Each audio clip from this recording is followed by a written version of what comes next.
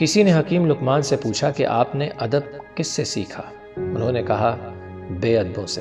پوچھا کس طرح؟ کہا جن کاموں سے بے ادب لوگوں کے سامنے ذلیل ہوتے ہیں میں ان سے دور رہا۔ جو شخص اپنی ذات سے زیادہ دوسروں کا خیال رکھتا ہے اور ان کے ساتھ انصاف کا معاملہ کرتا ہے اللہ اس کی عزت میں اضافہ کرتا ہے۔ اگر تو یہ چاہتا ہے کہ دنیا کی دولت تیرے لیے جمع ہو جائے تو تجھے لوگوں سے اپنی امیدیں ختم کر دینی چاہیے۔ مروت اور ادب کے اعتبار سے بہترین شخص وہ ہے کہ جب اسے کوئی ضرورت پڑے تو وہ لوگوں سے دور رہے اور جب لوگوں کو اس کی ضرورت پڑے تو وہ ان کے قریب ہو۔ آسائش حلق میں کوشش کر اور ہلکت سے مت ڈر اور اپنی جان کو مصیبت و مشقت کا عادی بنا۔ نیکی کر اور مخلوق کو طریقہ نیکی سکھلا، بدی سے دور رہ اور حلق کو بھی بدی سے دور رکھنے کی کوشش کر۔